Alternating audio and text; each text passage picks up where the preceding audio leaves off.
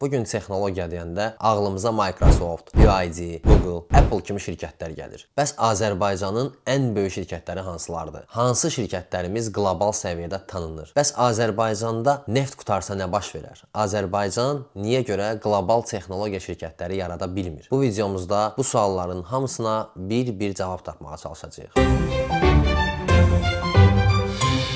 Bugünkü gün SOCAR Azərbaycanın ən qlobal şirkətidir. Türkiyə, Gürcüstan, Rumıniya, İsveçrə, Birləşmiş Ərəb Əmirlikləri və s. kimi ölkələrdə fəaliyyət göstərir. Türkiyədə olan Star Neft emalı zavodu Türkiyə üçün önəmlidir və o da SOCAR-a məxsusdur. Ən böyük şirkətlərimizdən biri şübhəsiz Paşa Holdingdir. Bankçılıq, sığorta, aviasiya, turizm sahələrində fəaliyyət göstərən Paşa Holdingin daxilində bir çox böyük şirkətlər var. Məsələn, Paşa Bank, Kapital Bank, Paşa Sığorta, Paşa Travel, Paşa Invest və s. kimi şirkətlər bu holdingin bünyəsindədir. Şübhəsiz ki, Paşa Holdinqə bağlı şirkətlərdə minlərlə həmyerlimiz çalışır və bir çoxu Paşa Holdingin fəaliyyətindən və işçilərinə göstərdiyi münasibətdən razıdır. Azərbaycanın ən önəmli şirkətlərindən biri də Azərseldir. Azərbaycanın ən böyük mobil operatoru olan Azərsel. Azərseldə qismən beynəlxalq səhmdar strukturu da var. Bir şirkət də var ki, xalq arasında çox bilinməsə də Azərbaycanın ən önəmli şirkətlərindən biridir. Azərqol şirkəti qızıl və qiymətli metal işi ilə məşğuldur. Məhsullar beynəlxalq bazarlara ixrac olunur. Bir digər şirkət Silkway Groupdur. Silkway Group şirkəti də dünyada tanınan önəmli şirkətlərimizdən biridir. Bu şirkət logistika və yükdaşıma işi ilə məşğuldur və bazarda ciddidən ciddiyə tanınır. Bu şirkətlərdən əlavə Azərbaycanda SOCAR Polimer, Azal, Azərenerji kimi böyük şirkətlərimiz də var. Amma fikir verdiniz, bu şirkətlərin arasında bir dənə də texnologiya şirkəti yoxdur. Bəs niyə yoxdur? Azərbaycanda heç kim BYD, Apple, Microsoft yarada bilmir. Azərbaycanda heç kim Uber yarada bilmir. Yox, əslində bunun başqa səbəbləri var. Gəlin sizə həmin o səbəbləri də bir açıqlayım, bir izah eləməyə çalışım.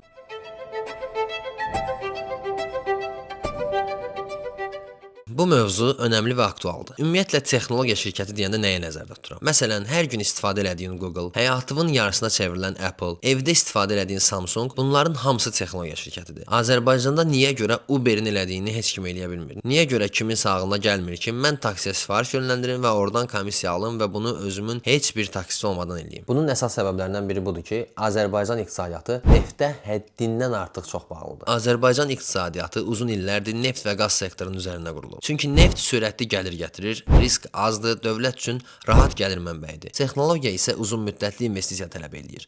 Risklidir və 5-10 il zərər etdikdən sonra mənfəət qisminə keçə bilirsən. Nəticədə dövlət və böyük investorlar tez qazanc əldə etmək üçün texnologiyadan uzaq dururlar. Bir digər səbəb də əlbəttə budur ki, təhsil sistemimiz texnologiya bazarına uyğun deyil. Elə bax, bunu izləyən dostum, mənə bir dənə cavab verə bilərsən. Dərsdə, məktəbdə, universitetdə neçə dənə texnoloji həll dərsi almısan? Neçə startup dərsi almısan? Texnologiya şirkətləri üçün əsas olan məqamlar kritik düşüncə, problem həll etmə bacarığı, komanda işi və bu sayədə praktikadır. Amma bizim təhsil sistemimiz əfsuslar olsun ki, əzbərçiliyə söykənir. Startup nədir? Bunu bilən neçə məktəbli var görəsən? Bizim məktəb uşaqları son zənglərlə, müəllimlər günü ilə, universitetə qəbul olmaq üçün hazırlığa getməklə məşğuldular. Azərbaycanda neçə uşaq ailəsinin seçdiyi sahə üzrə təhsil alır? Çox maraqlıdır. Məsələn, İsraildə tələbə məktəbdə ikən artıq startup layihəsi üzrə işləyir. Bizdə isə tam əksinə, diploma almaqla məşğuluq. İsrail demişkən, demək olar onların da bizim qədər əhalisi var. İsrail də ömür boyu müharibə ilə, davadalaşla məşğuldur. Hətta bizdən də çox. Çox balaca ölkədir, böyük ərazisi yoxdur, eynən bizim kimi. Bəs fərqli olan tərəfimiz nədir? Dünyada tanıdığımız bir çox şirkət İsrail kökənlidir. Dondurmadan tutmuş kolaya kimi, şampundan tutmuş paltara kimi. İsrail, Amerika və Çindən sonra dünyada ən çox texnoloji şirkəti olan 3-cü ölkədir. Niyə görə İsraildən danışıram? Çünki bizlə oxşar yanları çoxdur. Bunların hamısı əlbəttə ki, durduğu yerdə olmur. İsrail dünyanın texnologiya araşdırmasına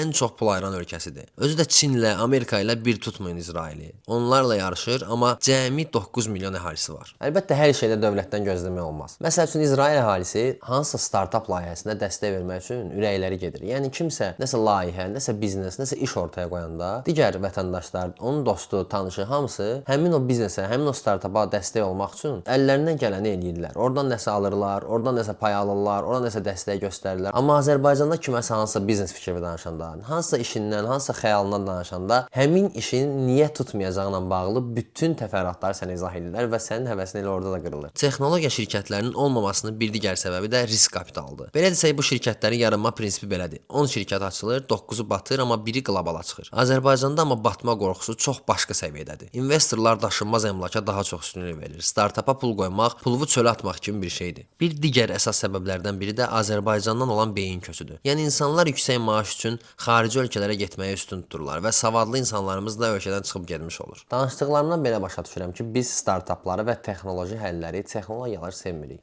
Ya da ancaq işlətməyi xoşlayırıq. Bəs burada bir dənə sual ortaya çıxır. Əgər Azərbaycanda neft bitsə nə olar?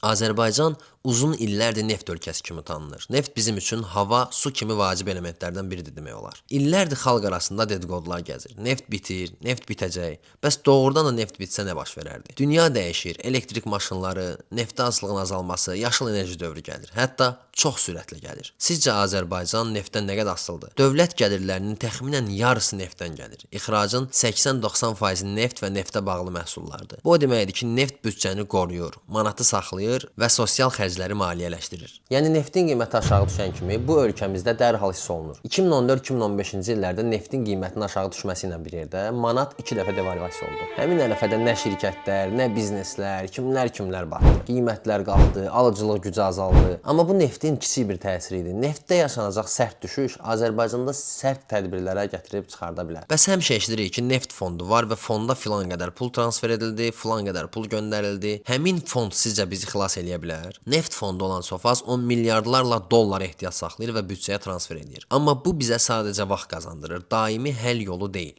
Bəs neftdən başqa sektor var, elə bizim tək qazanc yerimiz neftdir. Əlbəttə ki, neftdən başqa qazanc gətirən və ya gətirə biləcək olan sektorlar da var. Məsələn, kənd təsərrüfatı, turizm, logistika, sənaye və texnologiya və bu kimi bir neçə sahə daha var. Prezident İlham Əliyev son dövrlər əslində logistika üçün ciddi addımlar atır. Həm siyasi, həm də maddi cəhətdən Azərbaycanın logistika mərkəzi olmasını hədəfləyir. Belə ki, Azərbaycanın orta dəhliz olma kimi böyük bir şansı var və İlham Əliyev bunun fərqindədir. Ona görə də Ermənistan ilə sülh, coğrafi mövqeyimizdə sabitlik bu logistika fikri üçün ciddi bir addımdır. Hətta xatırlayırsınızsa bir neçə ay bundan qabaq buğda yüklü qatar Azərbaycandan keçib Ermənistana yola düşmüşdü. Bəs bizim kimi bir vaxtlar ancaq neftdən asılı olan dövlətlər neynədir? Məsələn, Norveç neft gəlirlərini texnologiya və təhsilə investisiya eləmişdi və indi neftdən asılı deyil. Və həmçinin Birləşmiş Ərəb Əmirlikləri turizm, logistika, maliyyə sahələrində ciddi yatırımlar eləmişdi. Və hazırda ölkədə neftin büdcədəki payı %5-in altındadır. Amma Qazaxıstan və Rusiya Azərbaycanla əfsuslar olsun ki, eyni riskləri daşıyırlar. Bu saydıqlarımıza əsasən Azərbaycanda neft bitsə,